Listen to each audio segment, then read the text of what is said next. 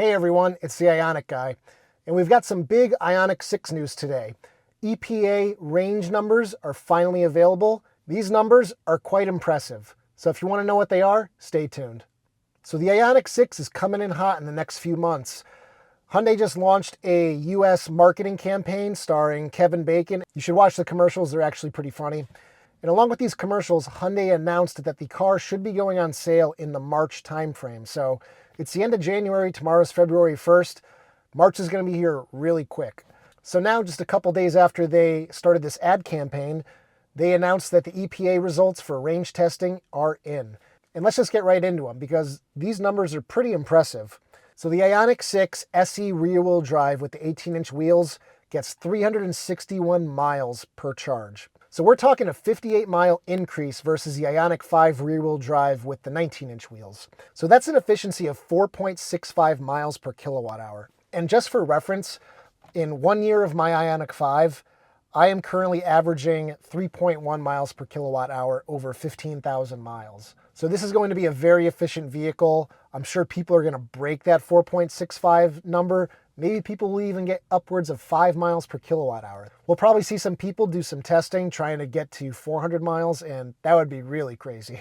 An interesting point that Hyundai makes in their press release is that the 140 mpg equivalent that the Ioniq 6 got ties two Lucid Air models, which currently hold the record for miles per gallon equivalency. So this car is top of the charts. It's more efficient than any Tesla available today. So if you want pure efficiency, this is going to be the car to get. The only unfortunate thing is we don't know what test regimen this was done under. We don't know what mix of highway versus city driving this is at. If 360 miles is at a constant speed of, say, 55 miles per hour, that's pretty impressive. Say it was done at 35 to 40 miles per hour, then it's a lot less impressive. But if this is more highway speed focused, then that's great. Now, say you don't want rear-wheel drive. If you get the all-wheel drive SE with 18-inch wheels, you're still going to get 316 miles of range. And that's nothing to scoff at. That's a good range number. That's driving for 4.5 hours at 70 miles per hour. So I don't know about you, but I'm definitely going to need a pee break and something to eat within 4.5 hours. And if I'm going to stop, I can just charge the car in 18 minutes and get back on the road. So if you need all-wheel drive, that 316-mile number is really nice to see. Now, when you move up to the SEL or the limited trim, there's no difference in the range figures. The rear-wheel drive gets 305 miles and the all-wheel drive gets 270. And what I find rather odd is that the SEL and limited trims with all-wheel drive get pretty similar range numbers to the Ioniq 5 limited all-wheel drive. And I find that surprising because the drag coefficient of the Ioniq 6 is so much lower than the Ioniq 5. You're talking a roughly 30% reduction in drag. So that's kind of surprising to me that the Ioniq 5 limited all-wheel drive gets very similar range with 266 miles versus the Ioniq 6 at 270. Out of all the trims of the Ioniq 6, I gotta say, the base trim with the rear-wheel drive and 18-inch wheels, that's looking the most appealing. But if I go ahead and get an Ioniq 6, I'm probably gonna go with a rear-wheel drive.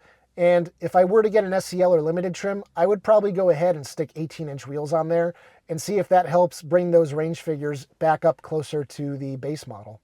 So that's all the information I have on the Ioniq 6 for you guys today.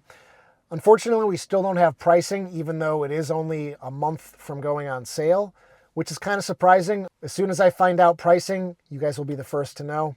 And with this ongoing EV price war that Tesla just started, it's going to be really interesting to see how Hyundai prices the Ioniq 6 because they no longer have the federal tax credit and Tesla just dropped the prices of everything across the board.